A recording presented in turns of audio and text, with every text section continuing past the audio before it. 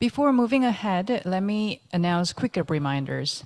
If you registered at the conference and are joining us through a live streaming in our official conference website, you can choose either Korean or English channel using the live streaming menu options. Also, anyone joining us through our official conference website can participate in Q&A and discussion by leaving their questions and comments in the comment section located in the website under the live streaming tab. The website also provides detailed information of this conference, including its program, biography of speakers, and presentation materials for downloading. Now, let me introduce the chair for Session 5, Part B. Ms. Claire Melamede, CEO of the Global Partnership for Sustainable Development Data, GPSDD, oversees the work of global team at the GPSDD for equitable, responsible, and sustained data use for development. She was previously Managing Director of the Overseas Development Institute, and in 2014, she worked in the Office of the UN Secretary General, writing a World That Counts report. She is an affiliated researcher at the University of Cambridge and serves on a number of boards and advisory groups, including in the Data Science Campus of the UK Office of National Statistics and the Overseas Development Institute's Human Mobility Initiative. So, let me invite Ms. Melamede to chair Session 5, Part B. Good morning, good afternoon, good evening, I'm sure, to some of you. A very warm welcome to this session. Thank you so much for joining us. As you can see, I'm sure, from the literature in front of you, we've got a really fantastic panel to talk about, I think, what I'm sure has come up in previous sessions of this conference. One of the really issues which I think is front of mind for many statisticians and for those who rely on the statistics that they produce to make policy, to allocate resources, and to track progress on the Sustainable Development Goals. The combination of the COVID pandemic that we are all still living through and the looming climate crisis has, I think, really thrown up for all of us the urgency of having data that can reflect the world that we live in now, that can provide timely information for policymakers confronting crises that change day by day, sometimes hour by hour, and the need to have data that can rise to the occasion and plot the way forward and the way out of the many crises that confront us.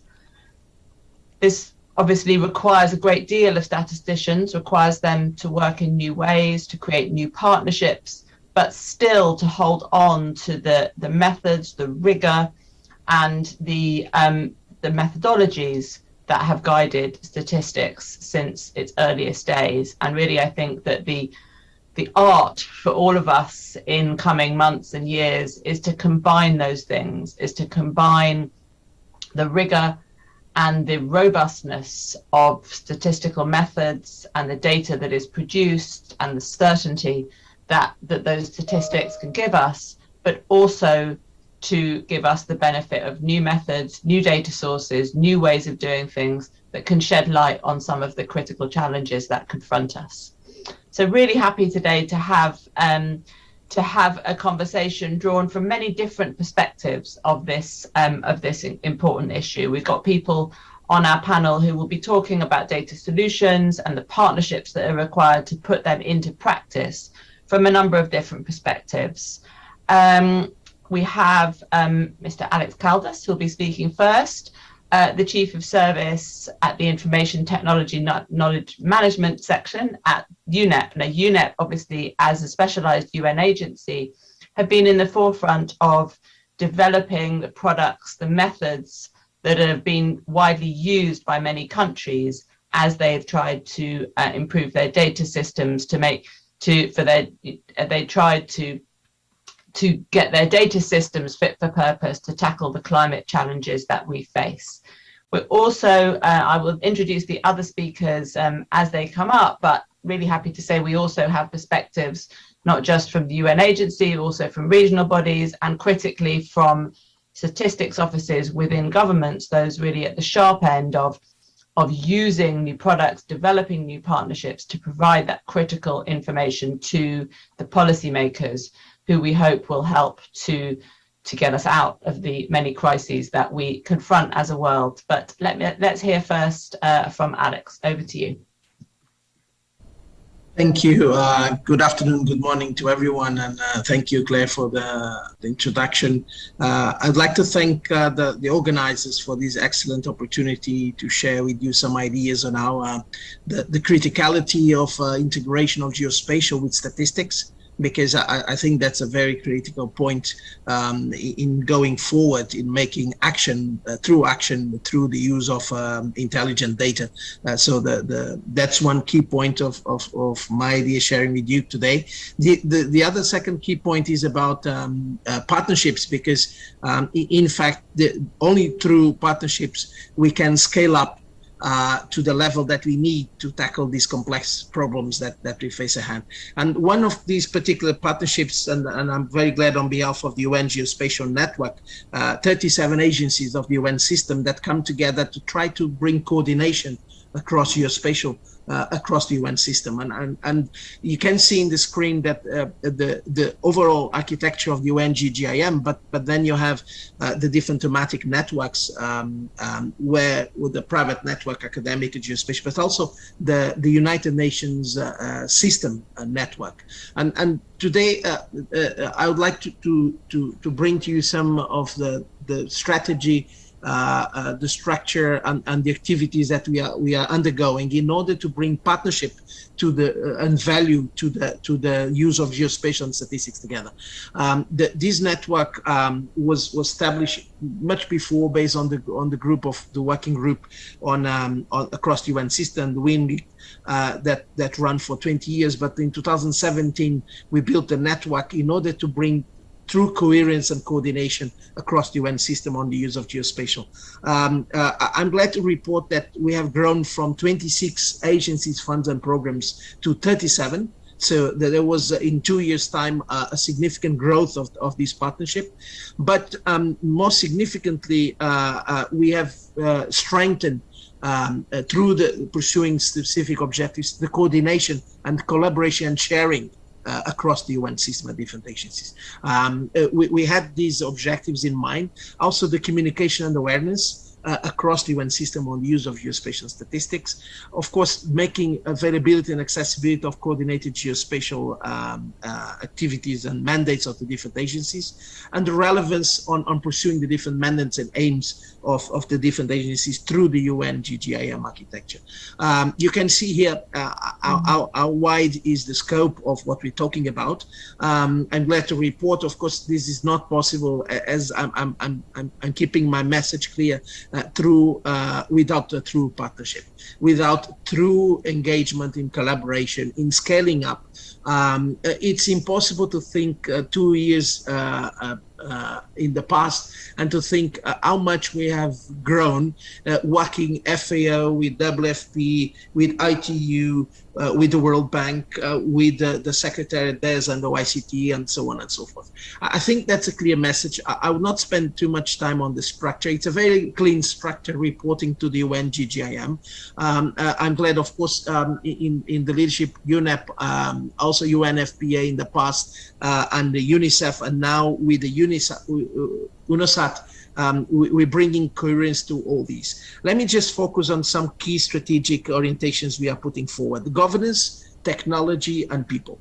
So we're following very much the overall framework of the integrated geospatial information management framework, in order that we can be useful not only for the UN system but also for the member states. So the three key strategic pillars we're following up is the governance, technology, and people.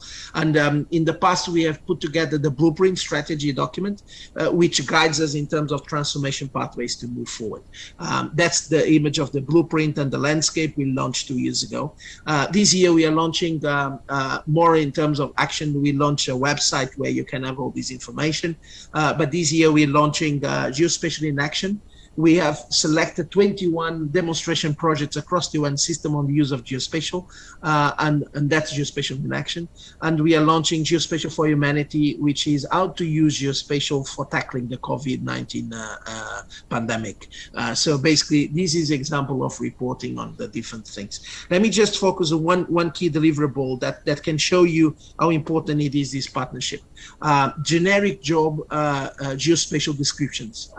We've put forward, and it was, I'm glad to report that was approved by the Human Resource Department of the UN, a generic geospatial job description that goes from the top levels to the assistant and support levels. And this is available not only for the agencies, funds, and programs of the UN system, but it's also available, it's relevant to the member states. So this is one area that demonstrates it's impossible to do these things without true partnerships, without collaboration across the system, without collaboration across the whole different actors involved in all of these.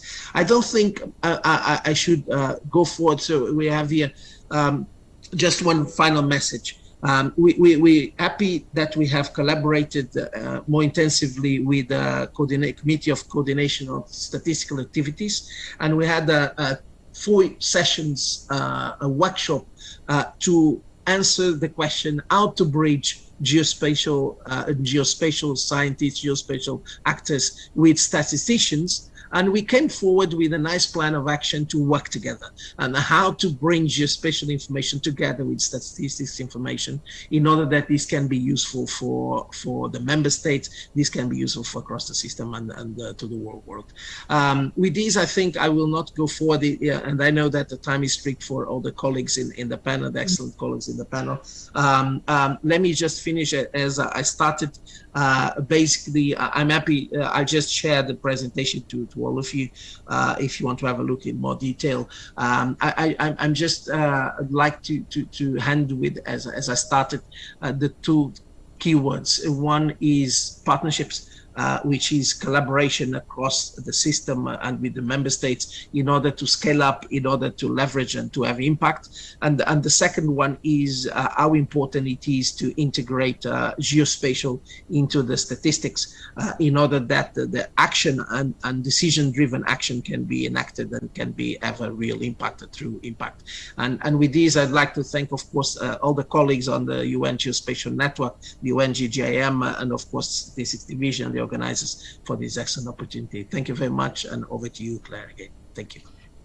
Thank you so much, Alex, and thank you for sharing that with us. And I think GGIM has been a real model for all of us in how partnership can work across the UN. And I think, like you, absolutely, would like to recognise the huge efforts of many colleagues. I have one quick follow-up question, if I may, which is, in my experience of working on partnerships now over many years, it seems to me often that partnerships at the technical level, as you've suggested, at the sort of individual staff level, are relatively straightforward. People want to work together. They want to learn from each other. They enjoy having colleagues with whom to sort of exchange ideas and so on.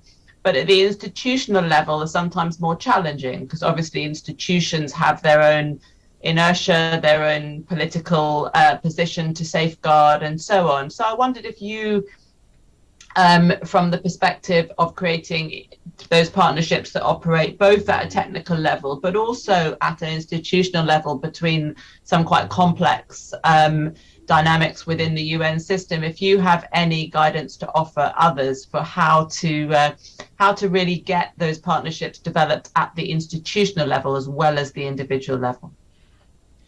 Thank you so much. It is an excellent question, Claire. I fully agree with you. I think one fundamental keyword for tackling that problem is leadership. So it needs to have a clear leadership in place in order to make sure that it's strong enough to pursue specific lines of action. The second one is a clear strategic blueprint. And that was the reason why together the first key 2 years were the foundational pillars was to establish which are the strategic areas that we want to focus. So I would say leadership together with focus, with a clear blueprint of the transformation areas. And that gave us, it took time, it took us 2 years, 1 year, 1 full year to come out with a blueprint, but then the areas were clear, and we have an agreement across the 37 agencies, funds and departments, even institutionally, how to go about and where to focus exactly on delivering that.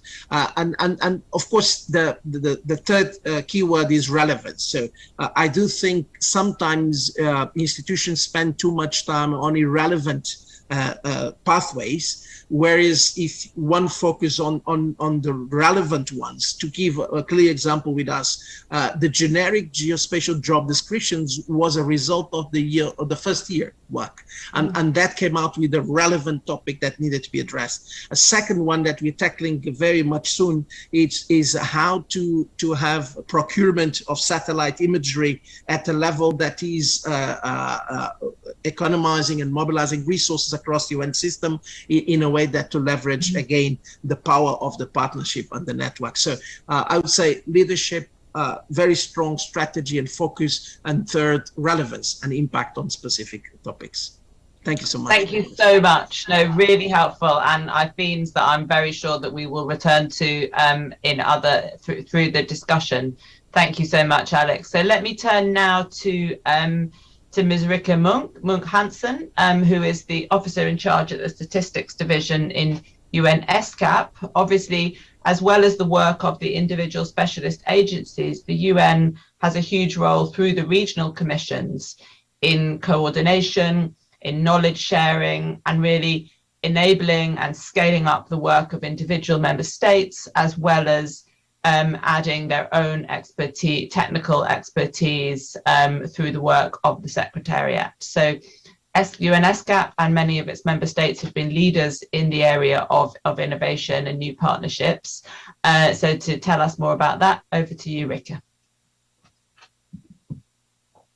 Yes, thank you. Thank you so much, Claire, for the introduction. And it's my pleasure to give this presentation today. And I thought it would be appropriate if I bring some perspectives from the broader Asia and the Pacific region, and specifically given that my friends and colleagues at Stats Korea are hosting this conference. So what I've focused on is really the word transformation in the rather long blurb surrounding this session.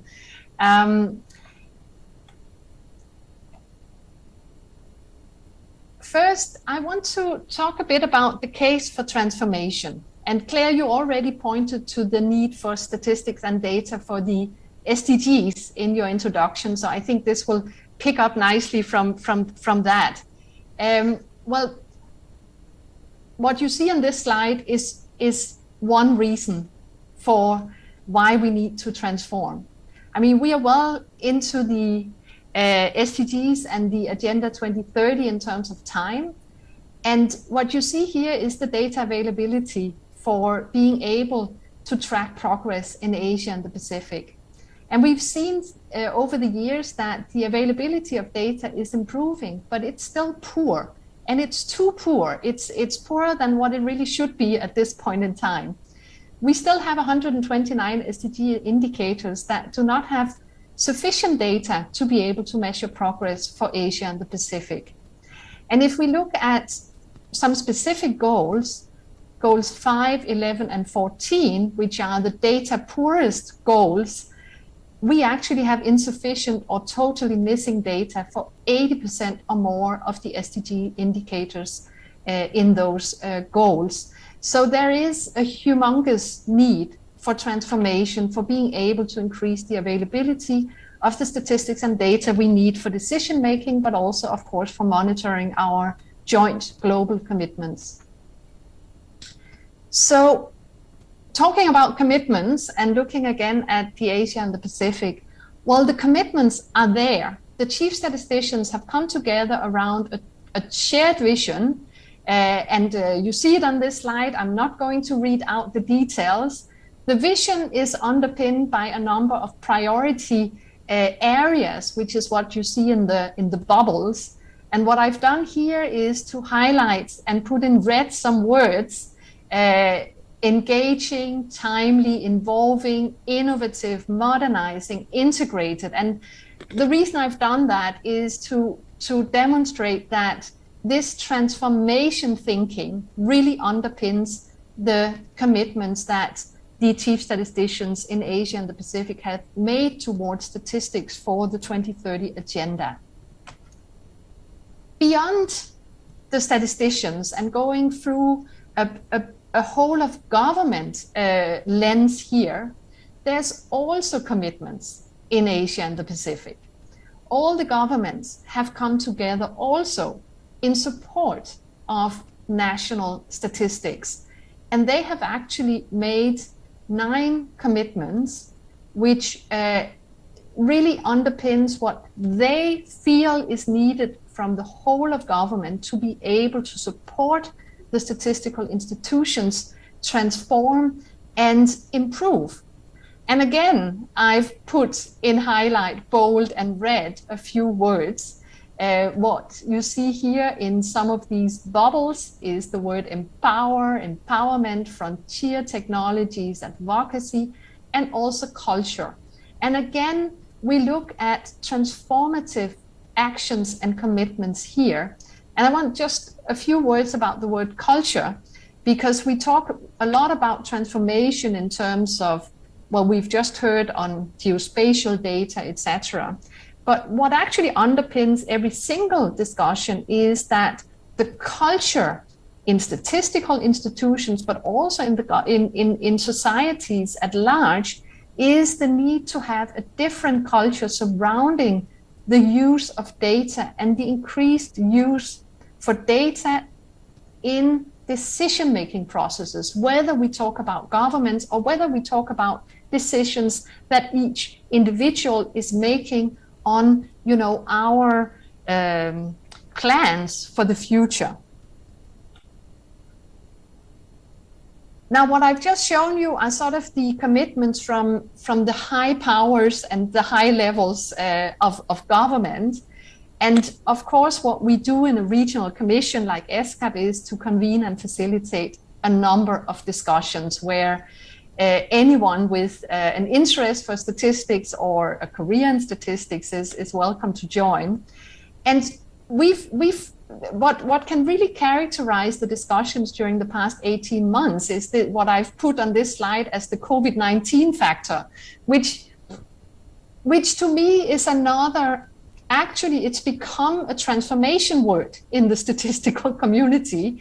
If you look at some of the statements here I've put in bubbles, sort of voices from the region here, you'll note that an overwhelming majority are actually very positive. They are talking about the opportunities that COVID-19 have offered, talking about a momentum for increased big data use, momentum for modernizing data dissemination, increased demand and increased popularity of statisticians, new innovative data collection methods, opportunities for new partnerships, which is one of the things we are discussing in this session, opportunity to get new customers.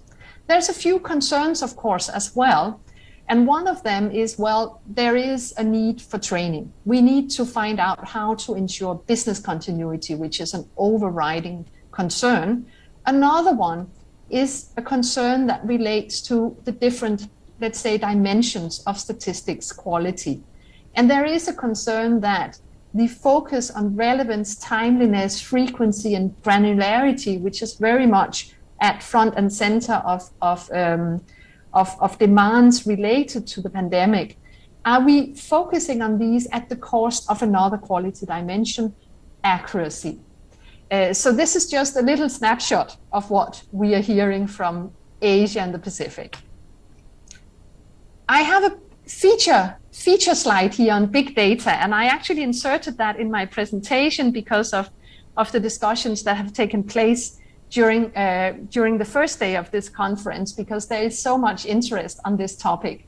And we've been digging a bit into that in SCAP, looking around the region and trying to respond to a few main questions.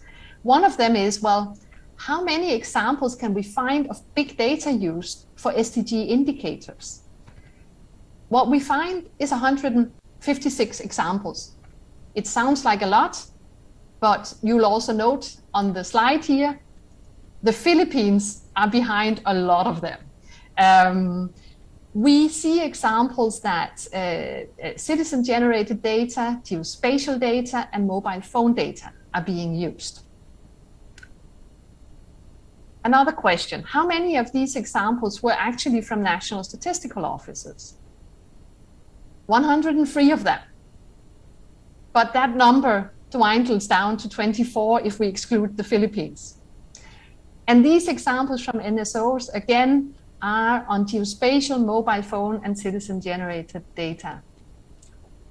So what are the popular SDG indicators in terms of the number of examples? That was indicator 15.1.1. That's about forest area, the percentage of the total land area. And another last question, well, which indicator had the highest number of examples from national statistical offices? That was indicator 131, which is the proportion of the population that's covered by social insurance programs. So I should stress also that many of the examples we found are the result of experiments. They may not be fully integrated into the regular production of statistics. Here, a little snapshot, if anyone needs some inspiration in your own transformation journeys. I've put a lot of links to different resources that are produced by SCAP and partners. And in addition to that, as I mentioned, we do convene a lot of conversations, and I've also put the logos of a few here: the Global Ocean Accounts Partnership, the Civil Registration and Vital Statistics Decade, and what has turned out being very popular weekly events, our statistics or stats cafes, which is something that all of you are very welcome to attend, whether you're from Asia and the Pacific or beyond. And we do enjoy participation from the whole world in these cafes. Finally, a few key messages here when we talk about transformation. If we look at the 2030 agenda, need to wrap up very quickly. Yeah, this is my last slide, Claire. If we look at the 2030 Agenda for Sustainable Development, well, clearly there's a push for innovation here. It includes institutional settings, data sources, methods, partnership, and new conversations.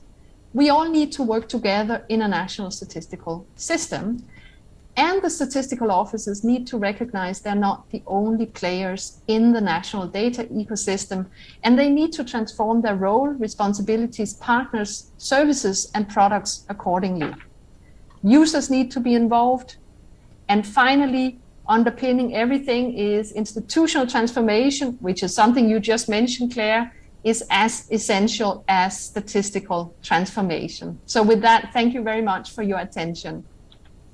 Thank you so much, Rika. Lots of themes there that I'm sure will come up as we go through the discussion. I won't ask you about it now, but I think one thing I'm really interested in following up on is the barriers. You know, we see, I think from your presentation, there's a lot of enthusiasm, there's a lot of potential, as you and Alex have both shown us, but that slide on the actual examples of use shows, I think, relative, you know, perhaps a smaller number of countries actually using new methods than you might expect, or, you know, than we might hope, given what is available and the level of interest that's out there. So I think it'd be interesting for all of us to reflect on what are the barriers to adoption and use of new technologies and new data sources, and some of the specific experiences that we have in overcoming those barriers. that's certainly the main aim of the work that we do in the global partnership, and working with the UN Statistics Division and the World Bank under the Data for Now initiative that we may talk about in during the session. But let me now turn to invite Kevin up to the virtual panel. Mr. Kevin Mccormack is the head of division of the SDGs in the Central Statistics Office in Ireland, which I assume means, Kevin, that you're essentially responsible for the SDGs in Ireland. Is that yes. right? Certainly from a statistical perspective from CSO, Central Statistics Office. Please, okay, can you see? Over to you. So can you see my presentation? Yes? I always ask the question. Okay, thank you. So I'm Kevin Mccormack, looking at Ireland's integrated response to COVID-19. Everyone has mentioned the SDGs before, so here's a quick one of the SDGs. Yet again, we have our 17 goals and so forth. I won't spend too long on it. I think everybody knows them.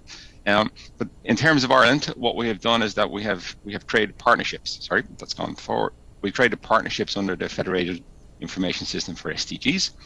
We're actually working with our colleagues from Ordnance Survey, Geospatial, the department, and also then our Esri Ireland is our technical partners. We commenced the program in May 2017, and our goal was to develop and deploy a new approach for monitoring the UN SDGs using geographic information systems. And we have a little tag, which is the geospatial potential of statistical data. So, role of CSO, of course, we have a central role in identification, management, presentation of the data needed to meet the requirements of the SDG indicators. And in our responsibility, of course, the CSO will deploy as far as possible the UNCE's generic statistical business process model. It has 8 phases and 34 subphases. So this is the foundation of the work within the CSO. I won't spend too long on it, but yet again, it's the generic statistical business process model. All work needs a foundation, and this is the work of the CSO. Now, in addition, of course, because we're working with our colleagues from Ordnance Survey Ireland, the geospatial area, we're looking at different frameworks. One that we're applying is also the Global Statistical Geospatial Framework, the famous GSGF. So this framework is a high-level framework which facilitates consistent production and integration approaches for geostatistical information. It is generic and permits application of the framework principles to the local circumstances of individual countries. In addition, we're also looking at the UN GGIM's Integrated Geospatial Information Framework, again, somewhat famous in this arena, called the IGIF. So the Integrated Geospatial Information Framework provides a basis and a guide for developing, integrating, and strengthening geospatial information management. Yet again, I won't spend too long on it, but it's a framework there. So you can see that we're building our work on solid ground dealing with the frameworks. In terms of the GSBPM and the GSGF, I'm part of UNCE working group on the high level of modernization of statistics, and we have mapped the GSBPM and the GSGF together, the principles. So this is a clear understanding that there is a link between the geospatial and statistical communities, and it is visualized here. Going forward then, if we look at our project team, which is on the SDGs, we have information for 211 of the 224 indicators. 60 of these have a geospatial aspect, and we've created 100 plus data sets at different levels of geography. NUTS 3, then local area geography. We've also produced a portal using Esri technology, a web portal known as a GeoHive, where interested parties can openly look at the data, download the data, and there's also APIs there. We released the portal 2017, and we further developed it in June of 19. So when you land on the portal, this is what you see. This is our landing page on our portal for the SDGs, 17 goals to transform our world. You go in further, then we look at how did we do it. So CSO is on the left-hand side here. So I am the coordinator for the SDG in Ireland. So I source the information that goes on our portal to report into the SDG indicators. So CSO Open Data Portal, we have an open data portal. So there, what we do is that we put on a geospatial identifier onto the statistical data. We then upload it to the GeoHive platform, where people can visualize the information themselves. It also can be downloaded from that portal. People would like to visualize it not within an Esri environment, but in a different environment. The geospatial portal or GeoHive is actually linked to the UN Statistical Division, but you can also download directly from the CSO, and our users can download. And we're quite aware that many users do not have maybe the technology or the ability to interact with Esri software. So we have tutorials for R and Python in terms of visualization, and some of the examples are here on the right-hand side. So, of course, our portal has been well received across government, public sector and civil society. The information contained in this portal will inform Ireland's progress against each goal. So we know there's a voluntary national report every 3 to 4 years, and it's our Department of Environment, Climate and Communications. The DEC has responsibility for officially reporting on Ireland's progress towards meeting the national SDG targets, and we support that particular government department in their work. So we have, in terms of partnerships, we have a governance board. So we have a CSO OSI ESRI governance team. We meet weekly. In addition, we have a more general governance board, a UN SDGs governance board, various stakeholders from government departments and agencies and so forth. We meet on a quarterly basis.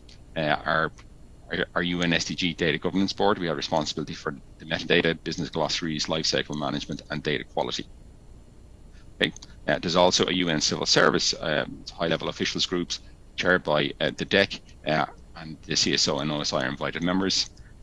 So this group is actually charged with developing the official report on Ireland's progress toward the SDGs, the famous VNRs, and subsets of this group have official responsibility for the policy aspects of the individual groups. Okay. We also had an example of bringing statistical and geospatial community together. We looked at our census data. We have 98% of the dwellings have an address. We're able to link it together. And we also have from our OSI a Prime 2, which is a geographic data level files. So we were able to bring the two communities together in an example of work, which is measuring distance to everyday services. So what does it do? You look at here on the right-hand side and you'll see a dwelling, you see some services. We looked at GPs, we looked at hospitals, we looked at schools, libraries and so forth. And you're looking for the distance between, the average distance between dwellings and these services. And what we're able to do is produce a dashboard like this. So this is for what we call County Carlow. County Carlow is here on the right-hand side, a small county in Ireland, 56,932 individuals from census 2016. And here we can actually link the percentage, which are 500 meters, a kilometer away to 1.5 kilometers, 2 kilometers and further away. The percentage of the population which are further are away from these different facilities. You have the fire stations, we have a Garda station, which is our police force, we have post offices, swimming pools, libraries, banks and so forth. So yet again, it's a clear visualization of bringing statistics and geospatial data together. Okay, we also have a CSO Hub for the SDGs. Yet again, we embrace the experience gained from using the geospatial hub itself. We see our CSO Hub is complementary, looking at different customers and users, of course. We have released up to 7 goals so far. These, yet again, they're electronic publications within a statistical environment through our normal communication channels within CSO. They've been very well received. In terms of the goals that we saw previously, we have a list of our goals. For example, here's the 17 goals. We're looking at 2020 or 244 indicators, should I say. We have sourced some information for 211 of them. So yet again, within our hub and CSO, our users can actually come and see this information and readily absorb it. Yet again, here's the publications. We have 1 publication for each goal. We have 8 completed. We're looking at 9, 10, and 11 and 12, so forth this year. So as we come through then, you land on our portal and you see on the right-hand side, when you land on the CSO's portal, you'll see all the different releases are here. Yet again, electronic environment, just click on these links and off you go. Information is there. Here is the infographics that we would have for it. Yet again, we try to bring geospatial and statistical data together. We try to make them informative. We've tried to make them look clear, interesting, colored, grab people's attentions. We have the headlines getting people through. We have the poverty, we have the hunger. Yet again, coming gender equality and affordable. Yet again, we're trying to reach into our users and get them enthused to work on it. Now, looking at the COVID-19, what did we do? So, okay, so there's a epidemiological modeling group was formed. Certainly, this actually supports the National Public Health Emergency Team. So this is the national team to respond to COVID-19. Because of the work that we had done on COVID-19, we were asked to form and join the team. So this team was expanded. We expanded to include Department of Housing, Planning and Local Government, All Ireland Research Observatory, Maynooth University, and yet again, ESRI Ireland as a technical partners. So the idea was for us to actually repeat what we had done for the SDGs for COVID-19. So how did we do it? So health authorities, of course, have the information. They don't usually share it, but in CSO, we have a Statistics Act of 1993, which allowed us to do it. You're able to then produce the information to the CSO. uploaded to the hub. On the hub, we have different dashboards. There's the national hub here dashboard, yet again, very similar to a normal dashboard you see, geospatial and sticks together, but there's also internal dashboards. Internal dashboards, something like this one here on the bottom, is from road sensors, which is if there's a lockdown, you can tell the police force the numbers who are passing different points on the road networks. You also have an internal hub, which has been from our local authorities, where people were ringing in looking for help and so forth. So that was there. Going forward, as I said, you've seen an image of the national hub. Yet again, we have 19 project partners coming through. It's been very well received. We said previously, there's an internal version of this hub where people don't see it unless you're actually you're security cleared. On the internal hub, we'd have hospital admissions, discharge date, age patients, ICU beds, infections reported by geography, testing dates, referral dates, lab results, also geography. Now, what we have is electoral divisions, which are 349 geographies.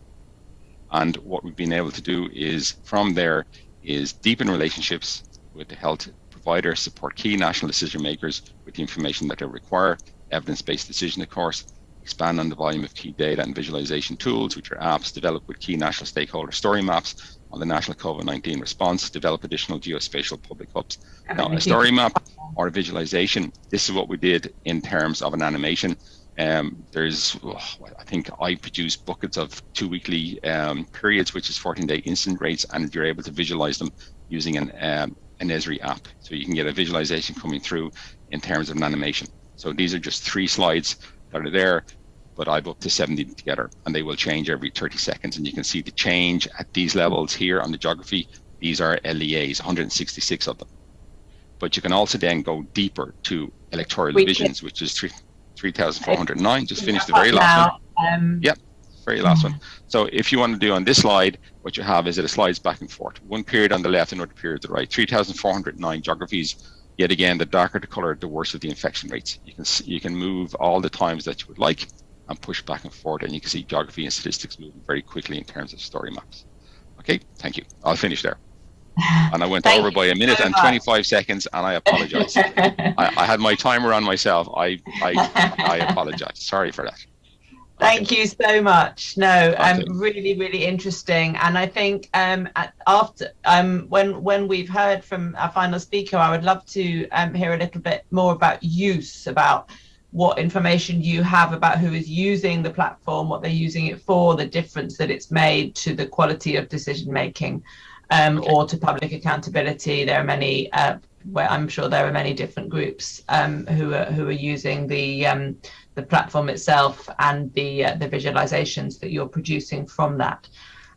But before we get to the issue of use, which I'm sure many of you will have a good perspective on, let me just, with great pleasure, introduce the final speaker on this panel, Mr. Yusuf Murangwa, who is the Director General of the National Institute of Statistics of Rwanda.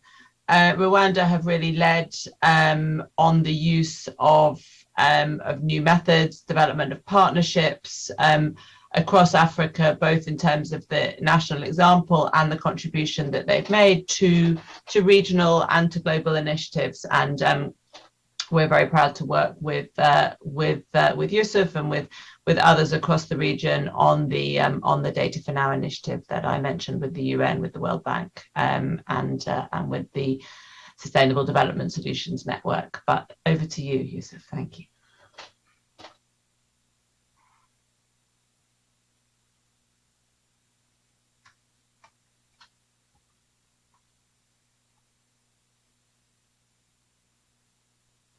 Can you see the presentation? We could a minute ago, but it's just clicked off again. Yes, now you're screen sharing. Okay. Yeah, thank you very much, Claire. We've learned a lot in this crisis, especially in terms of doing statistics in a pandemic. And I will talk about 3 things. I'll talk about doing statistics in a crisis, pandemic, understanding the pandemic through statistics, of course, then some of the lessons that we've learned. Regarding doing statistics in a pandemic, there are three issues that we observed. The first issue is the implication on statistics work. And this is because of lockdowns and uncertainty, especially for statistics offices that use traditional methods or approaches in collecting data and producing statistics. Work was disrupted. Planning for the statistics work was very complicated. Statistics work, as we know, is not something that, especially field activities, something that you can switch on and switch off easily. So there are a lot of implications and costs to the work that we do, both in terms of resources, but also in terms of quality of the work. It was very challenging. Access to respondents was very difficult. Respondents were not responsive to our researchers, both physically but also on phones. Access to data was very difficult. A lot of the data that we use is secondary data, but also institutions that are supposed to give us secondary data were also not working during lockdowns. It was very dangerous for our staff in terms of serious health risks and also potentially legal issues, especially in case our staff contracted the virus. Regarding understanding the crisis, first of all, the pandemic was very fast. Lockdown instructions were also very quick, including locking down statistics activities. I remember, I think it's common across many countries, statistics activities were not considered to be essential services. And because of that, we were locked down as well, yet we were supposed to produce statistics. It was very difficult to negotiate waivers for continuing to do statistics work. But very quickly, it was realized that as countries, we needed information on the pandemic, especially to begin with public health information regarding infections, testing, tracing, capacities of our health facilities, and so on and so forth. But that was not enough. Very quickly again, we realized that especially with lockdowns and the effects of lockdowns, we realized we needed information on social issues, for example, vulnerabilities, food security, education, and many other issues. We also needed information on the economy, understanding economic performance, unemployment, supply chain disruptions, and many other things. On the political side, we had to deal with things like disapproval of some of the decisions that were being made, social and political tensions. When vaccinations came up, there were issues with prioritization. Whom do we prioritize and why? Ethical issues. Do we prioritize old people? Do we prioritize people that are vulnerable, that are sick? And what is the evidence for that? Should we prioritize economic actors, those that do businesses for the economy, and also some political considerations? And then now we are starting to look at demand for data, especially regarding recovery. Where do we expect to see recovery? How is the recovery taking shape?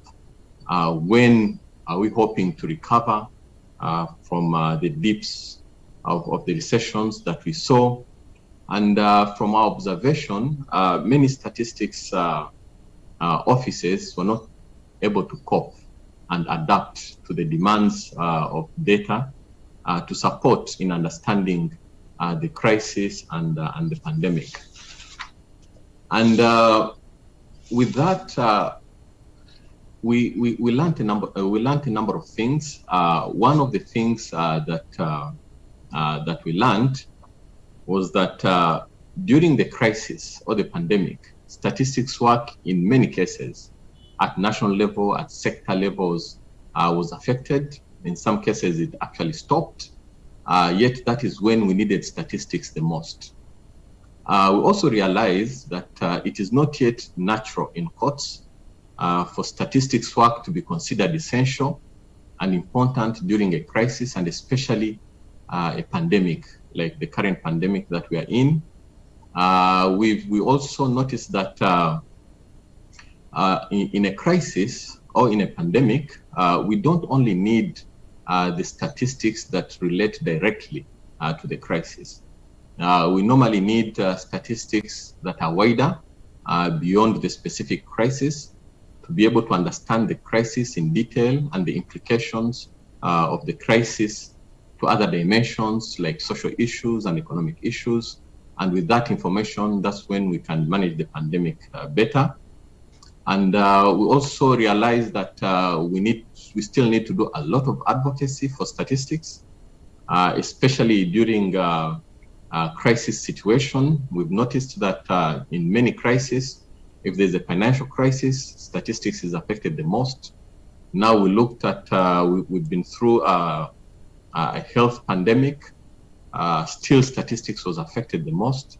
So we need to do a lot of advocacy so that decision makers should know and support statistics activities, especially during crises. We also realize that we need to build capabilities to adapt to challenges in data collection during crises, moving from physical field data collection activities to remote data collection, like on phones or on the web, using big data, strengthening our administrative statistics systems, and so on and so forth. So briefly speaking, this is what we learned from the pandemic. And I think we are still learning from the pandemic. But one thing is very clear. We have to strengthen our capacities to adapt to the crisis, similar crises like this one, especially in modernizing statistics operations in terms of big data and administrative data and other technologies. Thank you very much. Thank you very, very much. Really interesting reflections.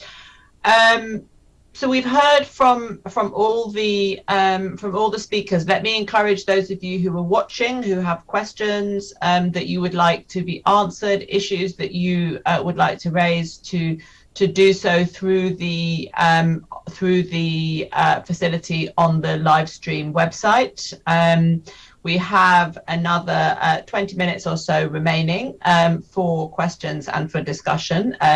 I have plenty myself that have occurred to me as everyone's been talking, but we'd also really love to hear from you. So please don't be shy. I'd like to. I mean, I think this has been a really interesting session. Often in different sectors, different contexts, when the title of the session was about new solutions, we would have heard a lot about products. We would have had a lot of people saying, look, I've got this fantastic app, or I've got this amazing new platform that can solve all the problems. And what's really struck me about all of the speakers today is that we haven't heard that. What we've heard and said is about some, really interesting reflections from the different perspectives of some of the challenges of taking those solutions, which increasingly we can take for granted. There are many good solutions out there, but the challenges of actually putting them to work and making them part of our statistical machinery and making them serve the purposes to help solve the most important challenges. And I think what I've heard from all of you is that this is a combination of different things. We've heard quite a lot from different speakers about the importance of leadership, political commitments, of really increasing the demand for data for decision making, and the use of data in decision making.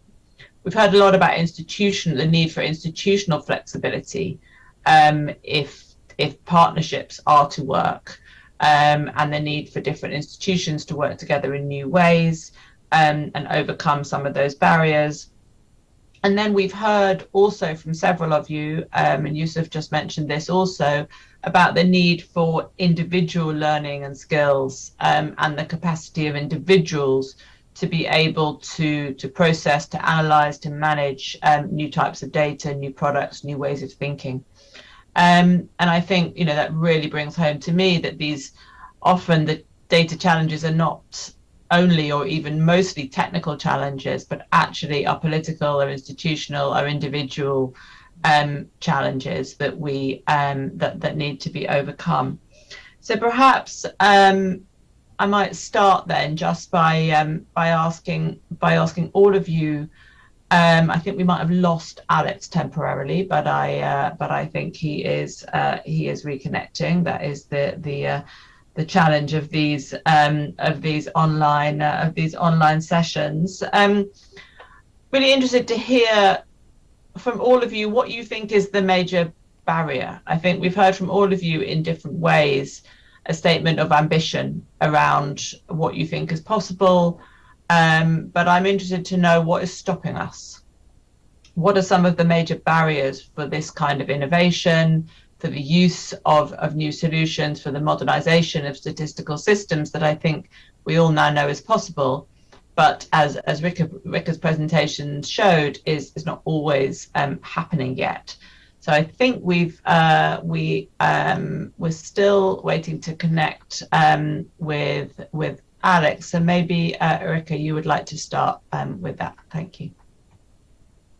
Yeah, thank you very much, Claire. And let me pick up on that specific point you just mentioned, where I did include in my presentation that when ESCAP was looking around statistical offices in Asia and the Pacific to see examples of the use of new types of data for calculating the SDG indicators, we did find examples, but the overriding number of the examples were experimental.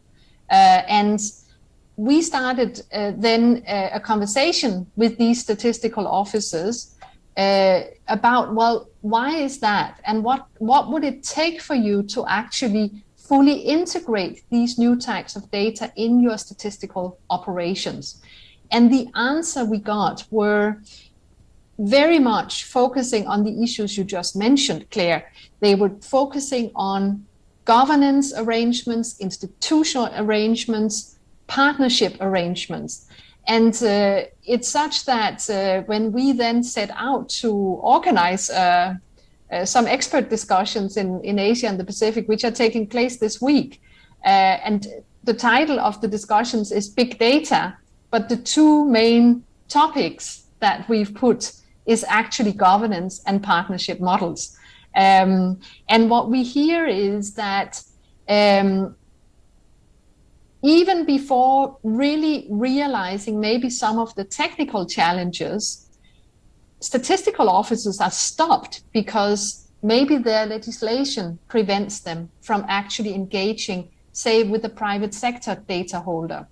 Maybe the legislation stops them from sharing data with other government agencies. There are thousands of these types of blocks in place, and we all know that changing legislation is never a quick fix.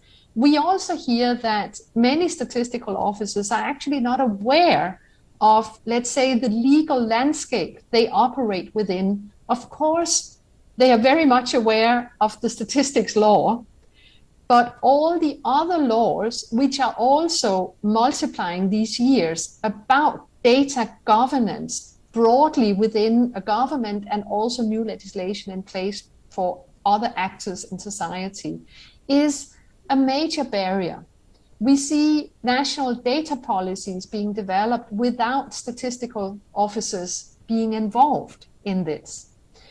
We heard the other day from a few private sector companies that have entered into partnership with NSOs and asked them, well, what would you wish would happen if the statistical office should be a better partner from you?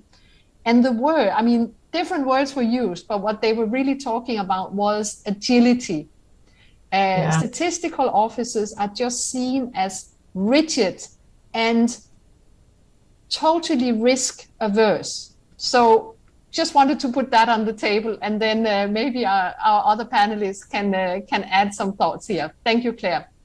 Thank you so much. No, really interesting. And I think that whole set of issues around governance, policy, legal issues are ones that are critically important. Perhaps we don't pay enough attention to. Yusuf, I wonder if you had any more to add to Rika's list. We've heard a lot on the governance side, legal side, but from your perspective, what would you add to that list in terms of barriers that you've experienced or observed across the region for putting in practice some of these ambitions that we share? Yeah, thank you very much, Claire. Two things. One, true statistics offices are very risk averse, and there's a good reason for that for many statistics offices. Statistics offices are supposed to produce what we call official statistics. And official statistics are supposed to be, in quotes, as accurate as possible. They are supposed to be decisive. So when a statistics office is endorsing a statistic, it should be decisive without any ambiguity, which is a very difficult task. So what statistics offices do to be able to do that, they rely on methodologies that in quotes have been vetted and robust and can be consistent across the board, which is very difficult. And in most cases, for example, for statistics offices in economic statistics, on social issues, for example, we want to work as a statistics community globally and agree on methodology, sometimes coordinated by UN agencies like FAO, like International Labour Organization, and so on and so forth, and that is very heavy. So it becomes very difficult for a statistics office to just pick a methodology off the shelf and say, this is the statistic. Thank you very much. Thank you. No, absolutely well taken. And I think that's a really important point. Interested to bring Kevin in here and follow up on some of the comments that Yusuf just made about the kind of the need for rigor and the sort of tendency of falling back on, or not falling back is perhaps the wrong word, but the tendency of, you know, the sort of attraction of using established, tried and tested and rigorous methods. And Kevin, I wanted to just ask you, I guess I particularly was interested from your presentation about the issues around the uptake, the use of the SDG platform, but I just also wanted to bring in, partly in response to what Yusuf has said, really interested in your work as co-chair of the World Health Organization and UNDESA Technical Advisory Group on COVID mortality assessment, and interested in the way that the sort of the discussions that have happened within that group about obviously assessing the demands of COVID and mortality assessment brought to the fore the challenges of measuring, of getting accurate statistics on causes of death and so on. And just wondering whether that technical group has confronted any of the challenges with existing methods, and it thought about whether that group has investigated any of the new and innovative methods for trying to estimate causes of death and so on in response to the urgency of COVID. Thank you. Okay, thank you, Claire. So very much like Yusuf said, statistical offices, we have foundations for our work, and like, we're using GSBPM in Ireland. But at the UN level, there's framework for statistics as well. And then in Europe, we have a framework for statistics as well, which means the statistical offices must adhere to these rules and regulations. It's in order for it to become official statistics. So that's just it. That's the life that we actually live, and you know we're not going to go away from that. But taking your point on the WHO, we're looking at excess deaths. So if you look at the different regions around in the UN family, we're looking at the EMRO and the Euro being very good, and the other regions being somewhat patchy. So what you're looking at is you've got really good models working. The models work really well where the data is there. Where the data is not there, you're forecasting into a fog, and you're looking for bright lights coming from different countries in the different regions, which will allow you to take your model and bring it to a reasonable estimate that you're actually there. So in terms of the WHO's work, we're splitting into 5 groups. The first group is at a very high level, trying to get the total number of excess deaths due to COVID-19. The second group then will work on the gender and looking at the age profiles coming through. The third group, which I'm also chair of, we're looking at the civil registrations. And in that, you're looking at innovative approaches to civil registration. In many of the UN regions, COVID-19 has overpowered the civil registration regions. Now, part of the SDGs, the SDG is saying that everybody needs to be recorded. Somebody must be recorded, it's there, but it's also for mortality. The mortalities need to be recorded. So in terms of that innovative approach, it's working group 3, which I am the chair of.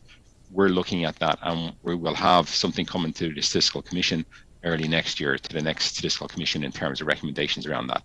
They will be temporary solutions, innovative solutions, in a space where there's no information coming through, be it phone, be it survey, and so forth, where people will come and say, a simple survey was there a mortality in the last 12 months? Was it COVID? Now, that is good, but it's an estimate, because the example I can take from Ireland, if we look at our health agencies, they're looking at the number of COVID mortalities. But when it comes to the CSO, we're using the civil registrations and we're coding it to ICD-10, okay?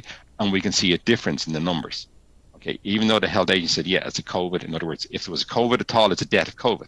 But when you come through civil registrations, you can see through the international cause of death, it's not COVID is the main cause. It'd be comorbidity. It could be asthma, it could be heart, it could be lungs, something like this. So it's very important that that's understood. And this is why, certainly as part of WHO, it's important that the civil registrations come back online and are stronger going forward, because we've seen a pandemic and it can overpower systems very quickly. So there has to be forward thinking, forward planning in order to shore up or solidify these registration systems so they can meet these pandemics going forward. But as I said, it really is, this COVID-19 has affected certain areas of the UN much heavier than it is in others. Certainly in Ireland, we reacted to it, but we have experience, we have technology, we have foundations, we were able to do it. Other members of the UN were a little bit slower, others were quicker. That's just the way it actually is. But then there are still members which are overwhelmed, are still overwhelmed, and that's why the tag is there to see can we actually help in that particular space. Thank you. Mm-hmm.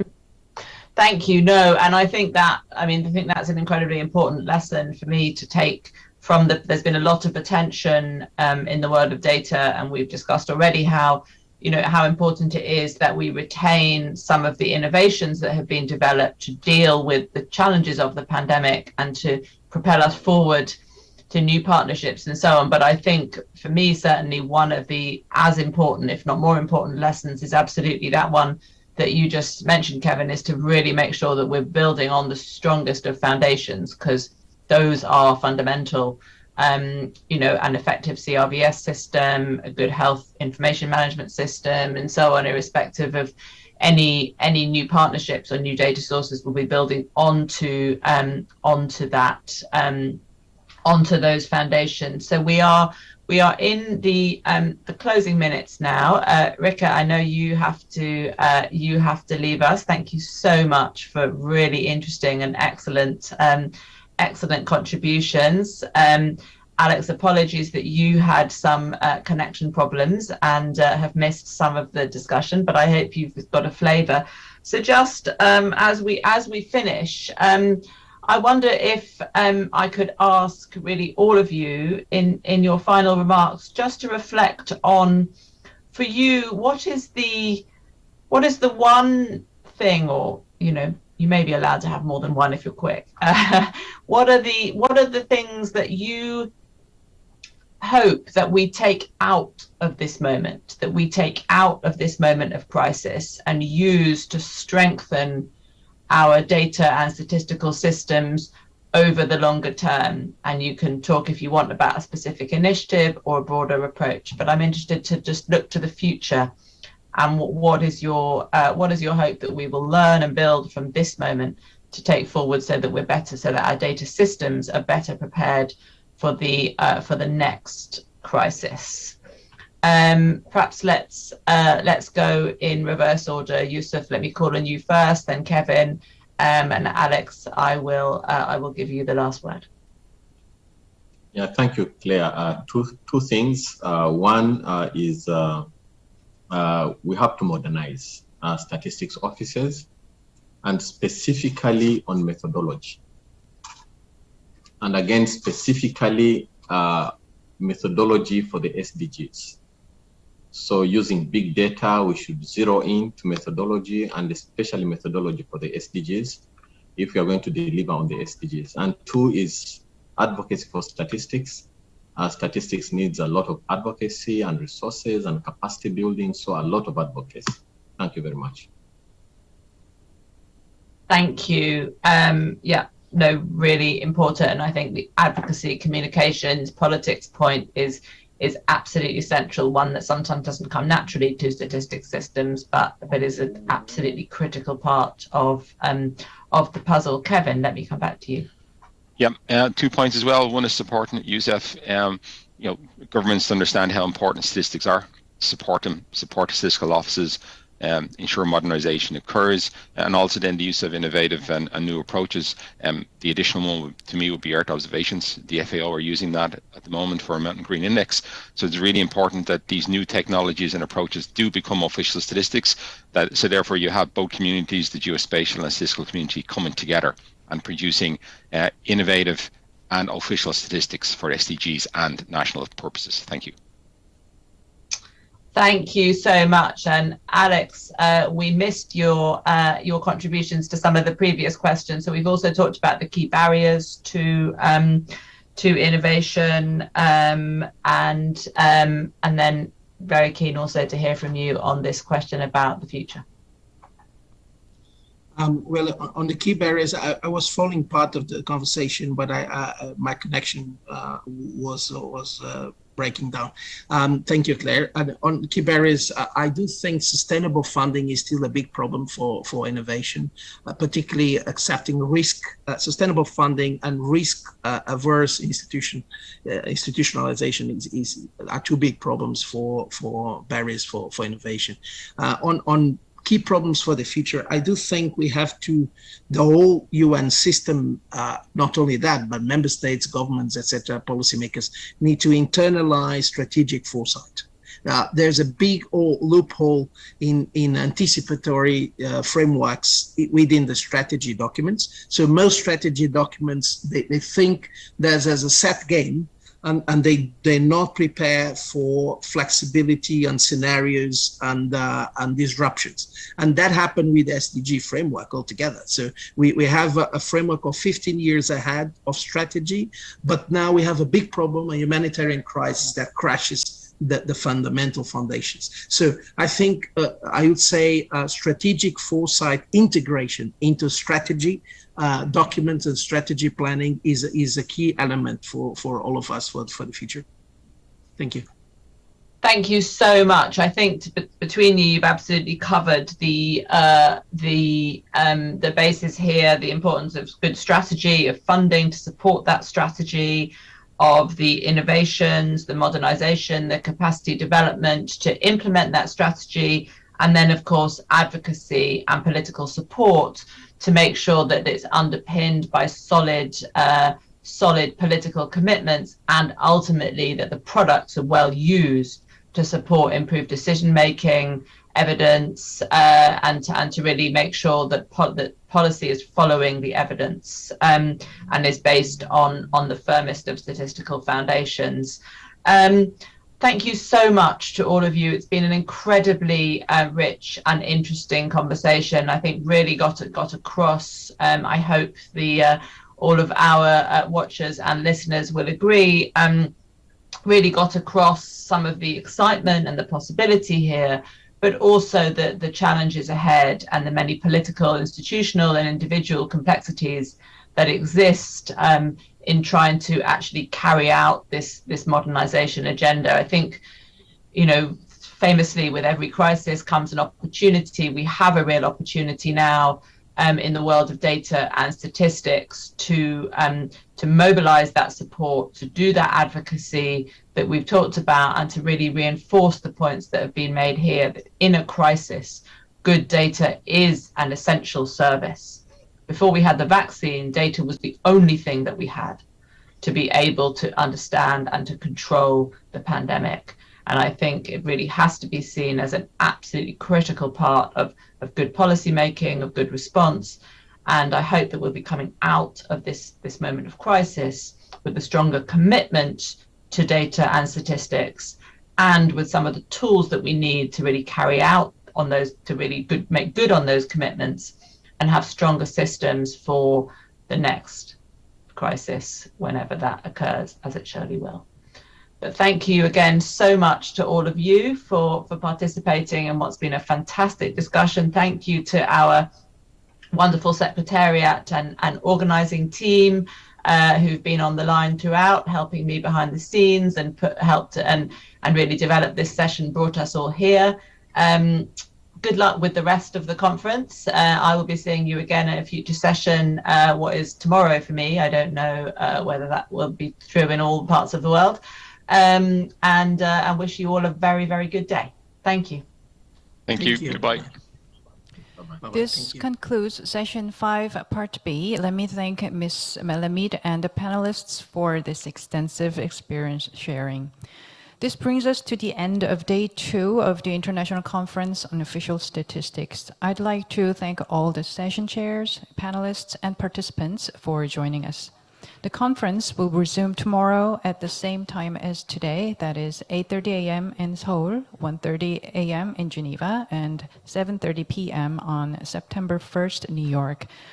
We look forward to seeing you. Thank you all.